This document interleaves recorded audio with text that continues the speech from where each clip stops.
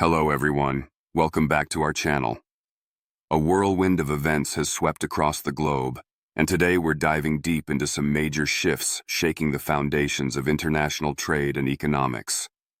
Stick around because we'll unpack what this means for everyone, and trust me, the conclusions at the end will tie everything together. First off, if you appreciate these deep dives and want to stay informed, please consider subscribing to our channel and hitting that like button. It genuinely helps us grow and bring you more content like this. Also, drop a comment below telling us where you're watching from. It's always fascinating to see our global audience reach. All right, let's get straight into the thick of it. Ladies and gentlemen, we have a significant update regarding the ongoing tariff situation, a real game changer unfolding right before our eyes. Just in, reports confirmed by sources including the U.S. National Economic Council director indicate that over 50 countries, that's right, more than 50 nations have formally reached out to President Trump's team seeking to negotiate new trade deals. This isn't just a minor tremor, it's a seismic shift in the global economic landscape, and frankly, it's something many of us expected. We knew this dynamic was bound to play out. You recall all the chatter, particularly from certain liberal commentators asking, well, why don't these countries just pivot? Why aren't these 50-plus nations simply strengthening ties with the Chinese and striking trade agreements with them instead? That's precisely the question we need to dissect, isn't it? Because the answer reveals a fundamental truth about global economic power. The reality is, and this is crucial, you cannot simply replace the United States consumer base. It's irreplaceable. The sheer scale and purchasing power inherent in the American market are unparalleled, creating leverage that cannot be easily replicated or substituted by turning to Beijing or any other economic bloc for that matter. This outreach to renegotiate signifies a recognition of this unavoidable economic reality. These nations understand where the real economic gravity lies, pushing them towards the negotiating table despite any political rhetoric or desire for alternative partnerships. It underscores the enduring influence of the American economy on global trade flows and the strategic calculations of nations worldwide. Make sure you watch this video until the very end, because the conclusions we draw from these developments are critical for understanding the future of global trade. Now let's delve deeper into why this leverage exists and why the idea of simply switching trade partners to China is largely unfeasible for most of these nations. You can visualize this power quite clearly if you look at the data, the sheer number of companies headquartered in the United States, the volume of goods and services we consume, the vast amounts of products we import from other countries. It paints a stark picture. Consider the market capitalization rankings. The United States consistently sits at the top, boasting a market cap significantly larger than its nearest competitors, including China, Japan, India, and the United Kingdom combined in some metrics. We're talking about a figure hovering around $51.8 trillion, supported by nearly 3,700 major companies listed. Compare that to China's $7.4 trillion and 323 companies, or Japan's $4.8 trillion and 643 companies. Even India, a rapidly growing economy, stands at roughly $4 trillion with 589 companies. France, Canada, Saudi Arabia, Germany, none come close individually, or even grouped regionally in many respects. This immense economic engine drives global demand. The deficits we run with so many of these very countries reaching out to negotiate are direct evidence of this. We buy enormous quantities of goods from them, far more than we often sell in return. This isn't just a statistic, it's the lifeblood for many of their export-oriented industries. So when faced with tariffs that impact their access to this colossal market, the logical, almost inevitable response is to seek terms that preserve that access. They understand that losing even a fraction of their exports to the U.S. market can have devastating consequences for their domestic economies, consequences that increased trade with China or the EU simply cannot offset in the short or even medium term. The scale is just different. Replacing the American consumer, with its diverse tastes and deep pockets, is an economic impossibility for these 50-plus nations. It's absolutely fundamental to grasp this point, to understand why they are coming to the table now. The narrative pushed by some, suggesting that these nations could simply bypass the United States and form equivalent trade relationships elsewhere, particularly with China, fundamentally misunderstands the structure of the global economy and the unique role the U.S. plays within it. My question back to those proponents has always been, if it's so easy, why aren't they doing it en masse already? Why the outreach to negotiate with Trump? The answer lies in the irreplaceability factor we've discussed. China, while a massive economy, has a different consumption pattern and a different structure. It cannot absorb the same volume and variety of goods that the U.S. market does. Furthermore, many countries already have complex, often lopsided trade relationships with China, characterized by their own set of challenges and dependencies. Simply redirecting exports meant for the U.S. towards China isn't a viable plug-and-play solution. Logistics, consumer preferences, existing trade agreements, and geopolitical considerations all complicate such a pivot. Think about the sheer diversity of products the U.S. imports, from high-tech electronics and automobiles to agricultural products and everyday consumer goods. Finding alternative markets that can absorb this specific mix at a comparable scale is a monumental, if not impossible, task. The persistent trade deficits the U.S. holds are not a sign of weakness in this context, but rather a testament to its gravitational pull as the world's primary consumer market. These deficits mean other countries rely heavily on selling to us. Tariffs, therefore, act as a direct lever on that reliance. It's not about punishing U.S. consumers primarily, as often portrayed. It's about leveraging this dependence to renegotiate terms perceived as unfair or imbalanced. The fact that over 50 countries are now seeking dialogue underscores the effectiveness of this leverage. They can't replace us, so they must engage with us. Let's also address the nuances of trade barriers beyond simple tariffs, because the playing field wasn't exactly level to begin with. Many countries, especially within the European Union, utilize mechanisms like the value-added tax, or VAT. While presented as a consumption tax, the way VAT is often applied effectively acts as a barrier to foreign imports, including those from the United States. It can make U.S. goods less competitive within those European markets compared to domestically produced alternatives. So, when we talk about reciprocal tariffs, it's partly about responding to these existing, often less transparent, trade impediments. The Trump administration's argument, essentially, was that the U.S. market was relatively open, while other major economies employed various tactics to protect their own industries. The idea of the Penguin Island tariff, often mocked, actually highlights a relevant point about trade manipulation. Critics would say, Trump's tariffing an island with just penguins. But the real issue is that such territories, perhaps with minimal economic activity themselves, could potentially be used by other countries as loopholes, transshipment points to funnel goods through, thereby avoiding tariffs applied to the country of origin. By applying broad tariffs, even to seemingly insignificant locations, the aim is to close these potential avenues for circumventing the intended trade pressure.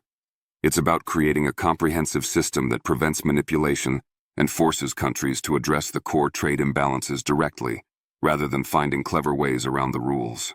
Whether it's VAT, regulatory hurdles, or complex tax structures, these 50-plus countries understand that the U.S. is now demanding a more balanced relationship, scrutinizing not just explicit tariffs, but the entire spectrum of trade practices that affect market access. This comprehensive approach adds another layer of pressure, compelling them to seek negotiation rather than relying on old loopholes or asymmetrical advantages.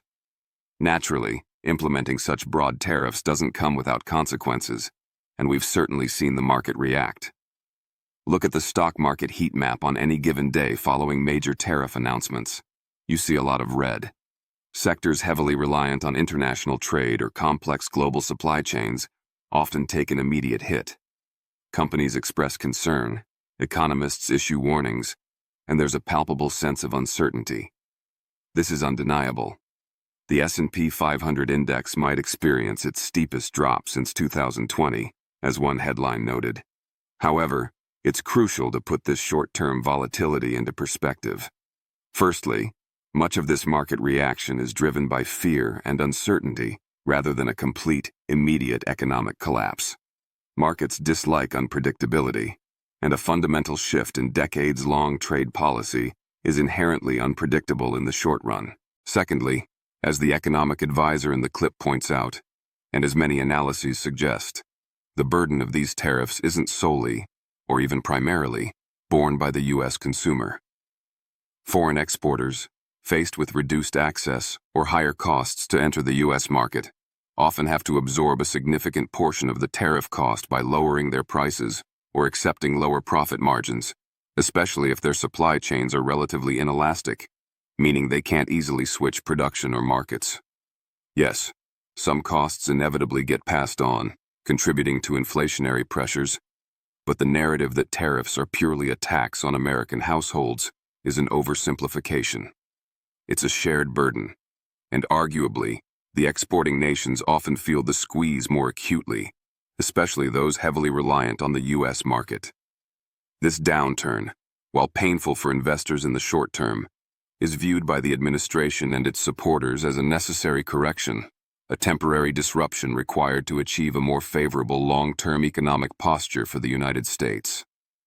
It's a calculated risk, betting that the immediate market turbulence will eventually give way to the benefits of renegotiated deals and strengthened domestic industries.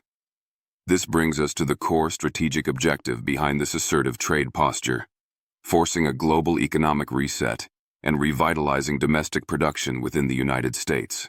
For decades, the prevailing trend was towards globalization, offshoring manufacturing, and intricate supply chains spanning the globe. While this offered lower consumer prices for some goods, it also led to the hollowing out of American manufacturing, dependency on foreign nations, particularly China, for critical goods, and trade relationships many perceived as fundamentally unfair. The tariffs, in this view, are not just a negotiating tactic, but a tool to reverse this trend. By making imports more expensive and disrupting existing supply chains, the intention is to incentivize companies to reinvest in the United States, to bring production back home, and to create higher quality, better-paying manufacturing jobs domestically. It's about becoming a more self-sufficient nation, less vulnerable to geopolitical shocks or the trade practices of other countries. This is the long game. The short-term market fluctuations, the diplomatic tensions, the negotiations with these 50-plus countries, they are all part of this larger strategy to reshape America's economic destiny. We're talking about rebuilding industrial capacity, securing critical supply lines, and ensuring that the benefits of economic activity are more broadly shared within our own borders. Critics can argue about the methods or the potential collateral damage, but the stated goal is clear: to fundamentally alter the trade dynamics that have defined the last several decades and prioritize American workers and American industry. This reset, proponents believe, is essential for long-term national strength and prosperity, even if it requires navigating a period of significant adjustment and enduring criticism from those invested in the old status quo. Now, let's contrast this approach with the narratives and outcomes we've seen more recently. Critics of the tariff strategy often point to potential harm to consumers or strained alliances. We hear arguments about inflation or the disruption caused. And certainly, under different administrations, the focus shifted. For instance, the Biden administration often touted low unemployment numbers and job creation figures. However, as many analysts pointed out, these numbers required careful scrutiny. Much of the job growth during that period represented a recovery from the pandemic-induced shutdowns, people returning to jobs that already existed, not necessarily a surge of new, high-quality employment. Furthermore, a closer look often revealed that many of the jobs being created were in lower-wage sectors, part-time positions, or reflected individuals taking on second or even third jobs, simply to make ends meet amidst significant inflation. This isn't the kind of robust, sustainable economic growth that strengthens the core of the nation. It highlights a different philosophy, perhaps prioritizing headline numbers over the underlying quality and resilience of the economy. The focus wasn't necessarily on the strategic realignment of trade or the revitalization of domestic manufacturing in the same forceful way. Instead, we saw more traditional diplomatic approaches and perhaps less willingness to endure the short-term friction caused by aggressive tariff policies. The current situation, with over 50 countries seeking to negotiate directly due to tariff pressure, stands in stark contrast. It suggests that the leverage exerted by the tariffs, despite the criticisms and market volatility, is having a tangible effect on the behavior of other nations, forcing them to confront trade imbalances and seek new terms. This push for a reset, this willingness to use economic muscle to achieve strategic goals, represents a distinct departure from the policies that preceded it and those that followed, aiming for a fundamental rebalancing rather than incremental adjustments or managing the existing globalized system. So, wrapping this up, what are the key takeaways? Firstly, the sheer number of countries, over 50, reaching out to negotiate underscores the immense, irreplaceable leverage the United States holds due to its massive consumer market. The notion that these nations could simply pivot to China or elsewhere has been demonstrably challenged by their actions. They need access to the U.S. market. Secondly, this situation is forcing a much-needed global economic reset. Decades of trade imbalances and offshoring are being confronted head-on.